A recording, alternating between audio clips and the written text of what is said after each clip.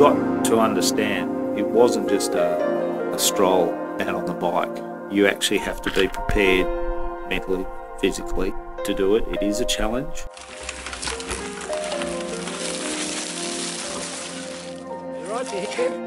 The bulk of it, you're in the bush. You are literally out there in a corridor of green and away from the madness.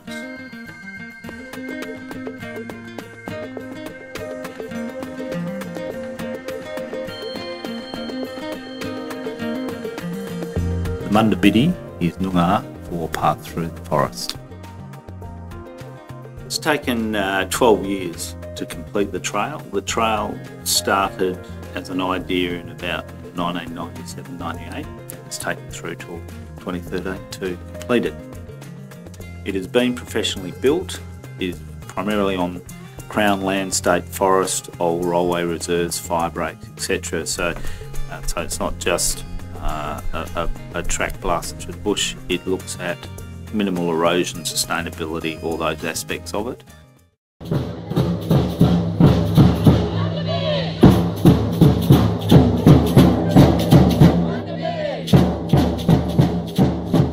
The epic was that inaugural opportunity to do the end-to-end, do it as a celebration of the trail. We had an opening ceremony for the trail in Albany on Sunday the 7th of April as part of the Welcome to Country and the traditional owner part of it. They gave us a message stick to deliver to the traditional owners at the end when we finally got to Mundaring. That ended up being a very significant part of the ride. And all our campsites are basically named after some relevant local Aboriginal location or a significant landmark or etc. So there is that connection back to the traditional owners right through the trail, not just the name of it. We had 26 riders and we had a range of people that were very fit and very capable to less fit, less experienced riders.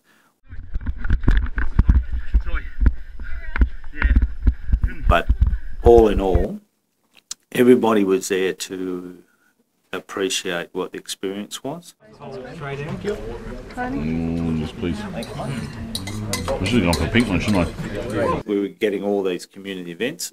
After a while, a few of the people said, "Oh, we'd like a night off rather than a great big feed and a party and plenty of beers. We'd like a night off." So there were rest days, so it worked that way. But it really ended up being this absolute celebration. The town's welcomed us, put on great events, great food.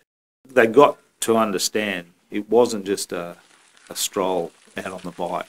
You actually have to be prepared mentally, physically to do it. It is a challenge. They appreciated, certainly when you're getting into week 3, and the bit we banged on about was you can be as fit and as strong as you like, but you're still going to get fatigued. And you are still going to be tired, and you're still going to wake up one day and go, I don't really want to hop back on my bike today. Unfortunately, you have to. So we have dedicated huts that are engineeringly designed, material-wise and structurally for minimum maintenance and sustainability, water tanks, etc. So it's got tables and seats at one end, so that's your cooking and eating area. Inside, you've basically got a ground floor and then a mezzanine level with a ladder to get to the top level for sleeping areas, and the huts sleep anywhere between 12 to 26 people. And then at the other end there will be a bike maintenance area or a bike storage area. Some of the larger ones covered bike racks.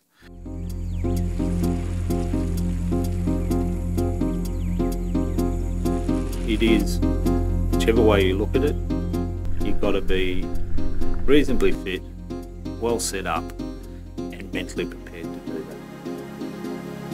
The whole gist is actually go slow enough, appreciate it, suck it in and appreciate these 40-metre high trees that you're riding through, or the landscape through the jarrah forest and whatever. It's actually appreciating the kangaroos and the emus. You end up riding in a corridor of vegetation. The bulk of it. Yes, there are some sections that are on bitumen roads that we've had to use, coming in and out of towns, etc. But the bulk of it, you're in the bush. You are literally out there in a corridor of green. You can be 30, 40 kilometres from 50 km from a town, camping out in the middle of the bush, no phone reception. So you are effectively on your own. Where the trail goes through, it's the remaining corridor of vegetation in WA in the southwest, and it still exhibits, and we certainly see that in the range of landscapes, vegetation, etc. that we see on the ride. You see it, fantastic change of scenery. So the idea is you don't have to carry weeks and weeks worth of food and water with you.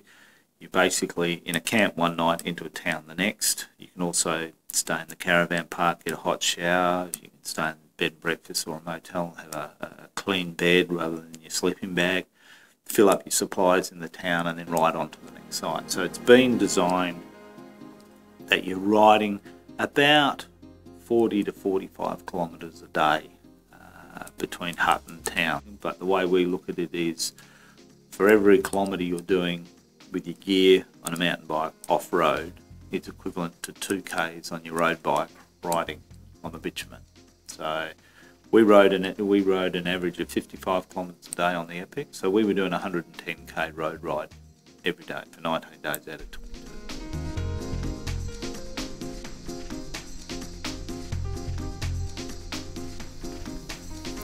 So the trail is planned to give you a reasonable ride, so you can actually take in that countryside. You don't have to get up at sun up, you're not riding till sundown. Well done, Charmaine. Oh, I did. Got that totally. We had people that fell off their bike. Thank you very much. People with got a bit of gravel rash, a few sore limbs and whatever. But they always got back on their bike with a smile and said, oh well, what the heck, I can still ride. Dawned on them what they'd done and that it was coming to an end. It really was that kind of conundrum of, hey, I'd love to go and do this again, but I'm buggered.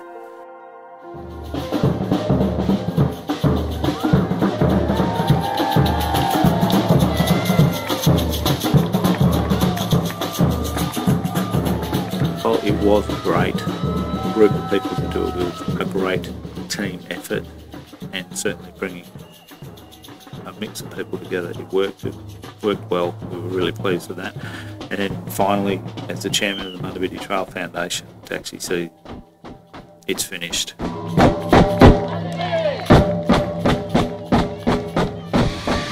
To my fellow epic riders, over the last 3 weeks we've ridden through some amazing countryside and environment.